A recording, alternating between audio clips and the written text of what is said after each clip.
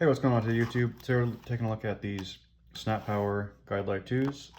They are basically lighted power outlets. I don't know if they make them for switches or not, but I do know that they make them for both the square gang plates and then obviously these type of gang plates. When you order these, make sure you're doing the right ones. These are the auto on-off ones. I don't know that they make other ones that are manually done, but they use these little like photo cells here to detect if there's light or not. And I put two in my house already. I'm going to show you how to put them in real quick. Yeah, as far as how difficult this is, they are super easy to install. Basically, what you need to understand is how to operate a screwdriver. This only has a single set screw to hold the faceplate on, which is what you would be looking for the ones you're replacing. Obviously, if the one that you're replacing has two, you would probably need to get a different type. But I like the reviews of these. They're a little more expensive than some of the other ones. There's a bunch of different brands out there, but we'll open it up real quick and show you how to put them together.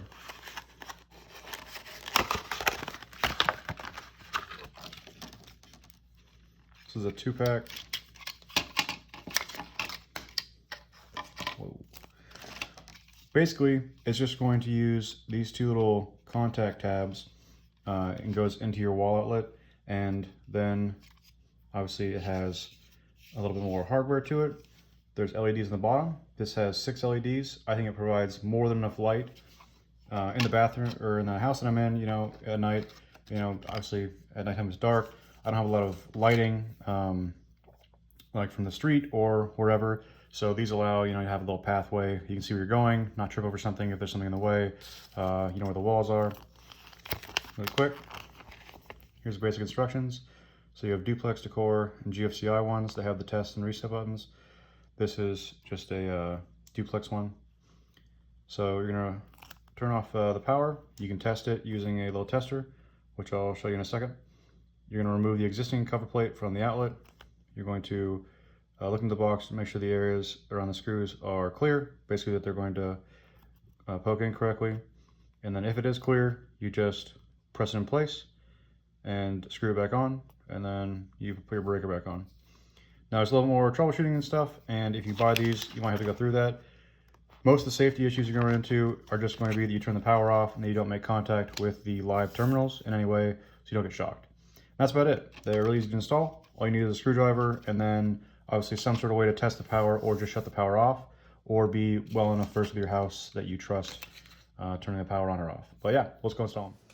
All right, so here we are. This is the outlet that we're going to be replacing. You can see that this has obviously the same matching shapes there. It has a single set screw in the center.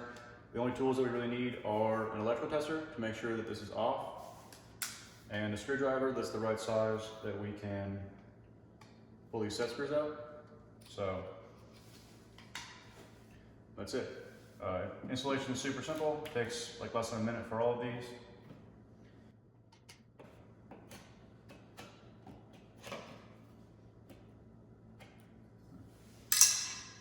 Now I need to vacuum.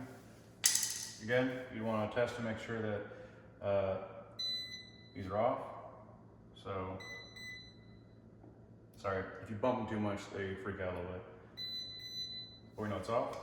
Now you tested it real quick, or you put your screw in on the way.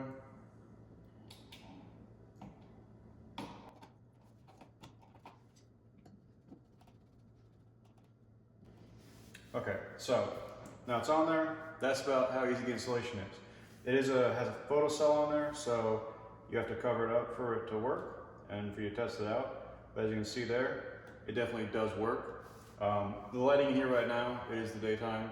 It is pretty good lighting, so it's not going to go off, but we do know that it does light the area.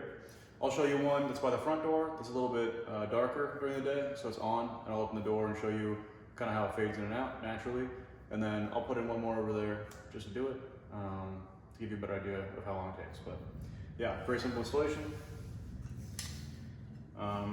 It does, this one, I did some of the paint or plaster or whatever was on there did come off, so I need to vacuum a little bit more, but really simple install. Here's one with the front door that has not a lot of daytime natural lighting unless you have bedroom doors open, which you don't always have. With the front door open, you can see how when it starts to pick up that ambient light, it turns on and off.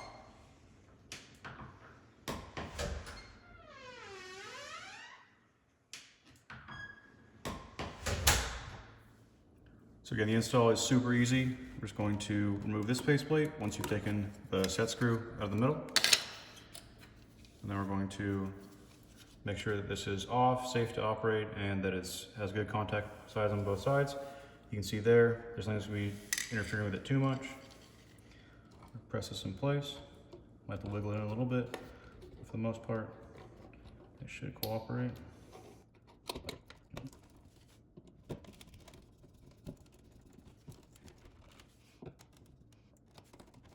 Now this, you can see the wall up top is not super flush, so it looks a little bit off right there.